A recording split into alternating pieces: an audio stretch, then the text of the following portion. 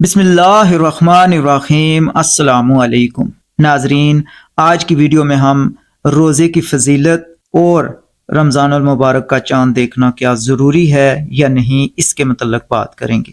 ناظرین، سیدنا عبداللہ بن عمر رضی اللہ عنہ بیان کرتے ہیں کہ رسول اللہ صلی اللہ علیہ وآلہ وسلم نے فرمایا، تم روزہ نہ رکھو حتیٰ کہ چاند دیکھ لو، اور افطار نہ کرو حتیٰ کہ چاند دیکھ لو۔ اگر تم پر مطلع ابر آلود ہو تو گنتی پوری کر لو۔ ناظرین، سیدنا ابو ہریرہ رضی اللہ عنہ بیان کرتے ہیں کہ رسول اللہ صلی اللہ علیہ وآلہ وسلم نے فرمایا، چاند دیکھ کر روزہ رکھو اور اسے دیکھ کر افطار کرو، اور اگر تم پر مطلع ابر آلود ہو تو شعبان کی گنتی کے 30 دن پورے کر لو۔ ناظرین، یعنی اگر چاند نظر نہ آئے 29 تاریخ کو تو آپ شعبان کے 30 پورے کریں اور پھر رمضان کا مہینہ شروع کریں۔ اور افطار سے مراد یہ ہے کہ جب آپ یعنی رمضان کا چاند دیکھ لیں تو اگر آپ کو 29 رمضان کو شوال کا چاند نظر آ جائے تو اس سے مراد افطار ہے، یعنی آپ کے اگلے دن عید ہوگی۔ اور اگر رمضان کی 29 تاریخ کو چاند نظر نہ آئے تو پھر آپ 30 رمضان مکمل کریں گے اگر موسم ابر آلود ہے تو۔ ناظرین، سیدنا عمار بن یاسر رضی اللہ عنہ سے روایت ہے، جس شخص نے اس دن یعنی شک کے دن کا روزہ رکھا، اس نے یقیناً ابو قاسم صلی اللہ علیہ وآلہ وسلم کی نافرمانی کی۔ واضح رہے کہ روایت حلال کے لیے عادل و قابل اعتماد ایک شخص ہی کی گواہی کافی ہے۔ سیدنا ابن عمر رضی اللہ عنہ بیان کرتے ہیں کہ لوگوں نے چاند دیکھنے کی کوشش کی، میں نے رسول اللہ صلی اللہ علیہ وآلہ وسلم کو خبر دی کہ میں نے اسے دیکھ لیا ہے، تو آپ صلی اللہ علیہ وآلہ وسلم نے خود بھی روزہ رکھا اور لوگوں کو بھی روزہ رکھنے کا حکم دیا۔ اس حدیث سے معلوم ہوا کہ رمضان کے چاند کی روایت کے بارے میں ایک عادل مسلمان کی گواہی کفایت کر جاتی ہے۔ اس کی تائید میں سیدنا عبداللہ بن عباس رضی اللہ عنہ ایک حدیث یوں بیان کرتے ہیں، ایک دیہاتی نبی کریم صلی اللہ علیہ وآلہ وسلم کے پاس آیا اور اس نے کہا کہ میں نے رمضان المبارک کا چاند دیکھا ہے۔ آپ صلی اللہ علیہ وآلہ وسلم نے فرمایا، کیا تو اس بات کی شہادت دیتا ہے کہ اللہ کے سوا کوئی عبادت کے لائق نہیں؟ اس نے کہا، جی ہاں۔ آپ صلی اللہ علیہ وآلہ وسلم نے فرمایا، کیا تو اس بات کی شہادت دیتا ہے کہ محمد صلی اللہ علیہ وآلہ وسلم اللہ کے رسول ہیں؟ اس نے کہا، جی ہاں۔ آپ صلی اللہ علیہ وآلہ وسلم نے فرمایا، اے بلال، لوگوں میں اعلان کر دو کہ وہ کل روزہ رکھیں۔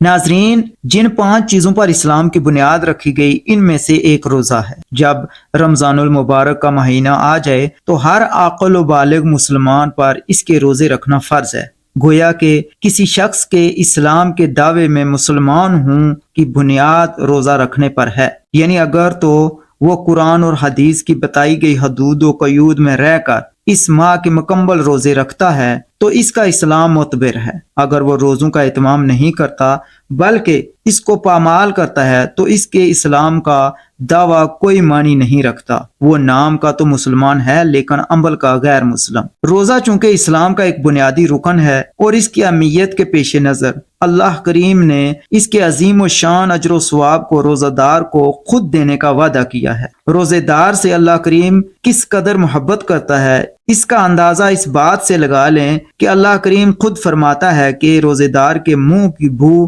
مجھے کستوری کی مہک سے بھی زیادہ عزیز ہے۔ روزے داروں کے جنت میں داخلے کے لیے اللہ کریم نے اسپیشل طور پر ایک دروازہ بنایا ہے کہ جس میں سے صرف اللہ کریم کی رضا کی خاطر روزہ رکھنے والے ہی نرالی شان سے جنت میں داخل ہو سکیں گے۔ ناظرین، مزید یہ کہ رمضان کے مہینے میں اللہ کریم روزے داروں کے نیک اعمال کا اجر پہلے دنوں کی نسبت کئی گنا بڑھا دیتا ہے، بلکہ اگر وہ اپنے بندے کے عمل کو پسند کر لے تو اسے 1 سے بڑھا کر 700 گنا کر دیتا ہے۔ یعنی بندہ اگر 1 روپیہ خرچ کرتا ہے تو اللہ اس کو 700 روپیہ خرچ کرنے کا ثواب عطا فرماتا ہے، جبکہ عام دنوں میں اس کو 1 کے بدلے میں 10 روپے خرچ کرنے کا ثواب ملتا ہے۔ انہی فضائل کی بنا پر ہر مومن کی یہ خواہش ہوتی ہے کہ اس کے روزے میں کسی قسم کی کوئی کمی کوتاہی نہ رہے۔ روزہ ٹھیک ٹھاک قرآن و حدیث کی فراہم کردہ ہدایت اور حدود و قیود میں رہ کر رکھنا چاہیے، یعنی بالکل ایسے جیسے اللہ کریم اور اس کے رسول کریم صلی اللہ علیہ وسلم نے فرمایا ہے روزہ ایسے رکھو۔ اس جذبے کا یہ اثر ہوتا ہے کہ مومن بندہ جب روزہ رکھتا ہے تو وہ ہر ہر بات سے جس کے متعلق شک پڑ جائے رک جاتا ہے، اس سے بچنے کی کوشش کرتا ہے اور رمضان میں روزہ رکھ کر ہر کیا جانے والا عمل قرآن اور حدیث کے مطابق بنانا چاہتا ہے۔ ناظرین، وہ ڈرتا ہے کہ کہیں کسی کام کو کر کے وہ اپنے روزے کی اجر کو ضائع نہ کر بیٹھے، کوئی ایسا عمل نہ کر بیٹھے جس سے روزہ فاسد ہو جائے، وہ کوئی ایسا عمل بھی نہ کر بیٹھے جس سے وہ ثواب کے بجائے الٹا گناہ کا مستحق ٹھہرے، اللہ کو راضی کرنے کی بجائے ناراض کر بیٹھے۔ ناظرین، وہ پورے رمضان میں کیے جانے والے اعمال کی تکمیل اللہ اور اس کے رسول صلی اللہ علیہ وآلہ وسلم کی ہدایت کے مطابق چاہتا ہے۔ وہ روزوں کے متعلق ہر معاملے میں، خواہ وہ سحری کھانے کا مسئلہ ہو یا افطاری کا مسئلہ ہو، تلاوت کا مسئلہ ہو یا نماز کا، ہر مسئلے میں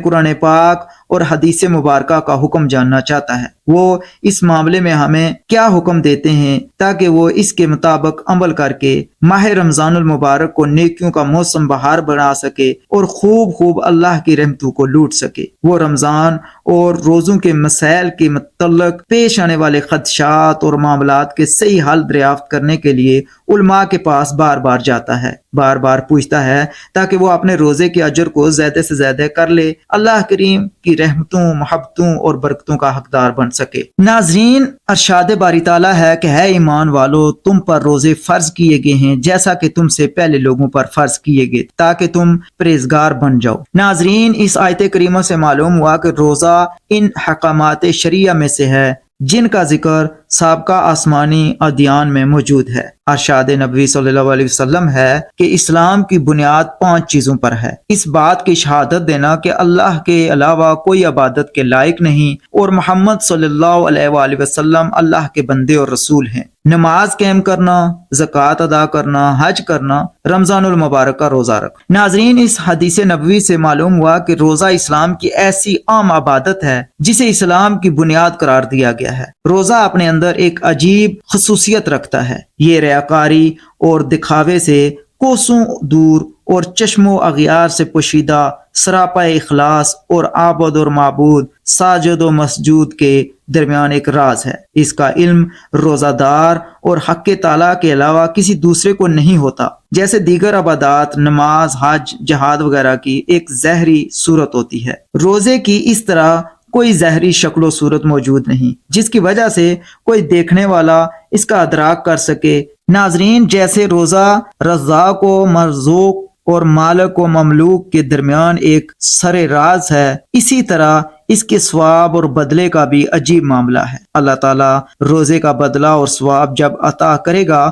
تو فرشتوں کو ایک طرف کر دے گا اور اس کا اجر و ثواب خود عطا کرے گا۔ ناظرین، سیدنا ابو ہریرہ رضی اللہ عنہ ارشاد نبوی نقل کرتے ہوئے فرماتے ہیں کہ آدم کے بیٹے کے تمام اعمال بڑھا دیے جائیں گے، ایک نیکی 10 گنا سے 700 گنا تک بڑھا دی جائے گی۔ اللہ تعالیٰ فرمائے گا روزہ چونکہ صرف میرے لیے ہی رکھا گیا ہے، میں ہی اس کا اجر عطا کروں گا۔ دنیا میں روزے دار نے اپنی خواہش اور کھانا میری خاطر ترک کیا تھا۔ ناظرین، ارشاد نبوی ہے جنت میں 8 دروازے ہیں، ان میں سے ایک دروازے کا نام الریان ہے، اس سے روزے داروں کے علاوہ کوئی داخل نہیں ہوگا۔ ناظرین، ایک اور جگہ پر ارشاد نبوی صلی اللہ علیہ وسلم ہے کہ جب رمضان المبارک کا مہینہ مومنوں پر داخل ہوتا ہے تو آسمان کے دروازے اور ایک روایت میں ہے کہ جنت کے دروازے کھول دیے جاتے ہیں اور جہنم کے دروازے بند کر دیے جاتے ہیں اور شیاطین کو جکڑ دیا جاتا ہے۔ مذکورہ بالا حدیث سے صحیح سے معلوم ہوتا ہے کہ روزے دار کے لیے جنت کے دروازے اللہ تبارک و تعالیٰ کھول دیتا ہے اور ان کے لیے جنت میں ایک خصوصی دروازہ بھی ہے جسے باب الریان کہتے ہیں۔ اللہ کی وسیع جنت کا حصول عقائد صحیح اعمال صالحہ سے ہی ہوتا ہے، لیکن بعض لوگ ایسے بھی ہیں اسی کائنات میں موجود ہیں جو صحیح عقیدے سے معروم اور اعمال بد کے دل دادا، افیون و چرس اور ہیروئن کے رسیا، بدکاری اور شراب نوشی کے دل دادا، حلال و حرام کی پابندیوں سے آزاد، عفت و عصمت کی چادر کو تار تار کرنے والے، حیا اور غیرت کا جنازہ نکال دینے والے اور پلیتی اور گندی زبان استعمال کرنے والے۔ ناظرین، اللہ کی جنت ایسی ہے جو ان خرافات سے مبرہ ہے۔ وہ اہل توحید، مومنین و مجاہدین اور اللہ کے نیک اور صالح بندوں کے لیے بنائی گئی ہے، جو عقائد و اعمال کے اعتبار سے نفیس ترین لوگ ہیں اور فرائض کی پابندی کرنے والے اور نوافل کو خوش دلی اور رغبت اور ذوق و شوق سے سر انجام دینے والے ہیں۔ ناظرین، اللہ وحدہ لا شریک نے فضیلت روزہ والی آیت کریمہ میں اس کا مقصد تقوی و پرہیزگاری، خوف باری تعالیٰ، للہیت کا اصول بتایا ہے۔ روزہ انسان کو ایسی قوت برداشت سکھاتا ہے جس کی بنا پر انسان اپنے نفس پر کنٹرول کر سکتا ہے، اور روزہ رکھنے سے انسان کے اندر ایسا ملکہ پیدا ہوتا ہے جس کے باعث آدمی اپنے آپ کو تمام برے اعمال سے محفوظ رکھ سکتا ہے۔ ناظرین، اس کے لیل و نہار رسومات قبیحہ سے مبرہ اور صاف و شفاف ہو جاتے ہیں۔ شب و روز ذکر باری تعالیٰ، تقوی و پرہیزگاری اور حلاوت ایمانی، زہد و تقوی، رکوع و سجود، تسبیح و تحلیل، خشوع و خضوع، صبر و تحمل، بردباری، سنجیدگی جیسی صفات عالیہ میں مصروف عمل دکھائی دیتا ہے۔ ناظرین، روزہ انسان کو ایسی عظیم خوبی سے ہمکنار کرتا ہے جس کی وجہ سے یہ محرمات سے اجتناب کر سکتا ہے، اور دوران روزہ جو اشیاء اللہ تعالیٰ نے حرام قرار دی ہیں ان سے بچ کر یہ سبق سیکھ لیتا ہے کہ اگر میرے لیے وقتی طور پر حرام اشیاء سے پرہیز کرنا آسان ہے تو مستقل اور ابدی حرام چیزوں سے بچنا کوئی مشکل نہیں۔ ناظرین، امید ہے آج کی ویڈیو آپ کو پسند آئی ہوگی۔ اگر ویڈیو آپ کو پسند آئی ہے تو اس کو لائک ضرور کریں اور چینل کو سبسکرائب کریں اور دوستوں کے ساتھ شیئر کریں۔ جزاک اللہ۔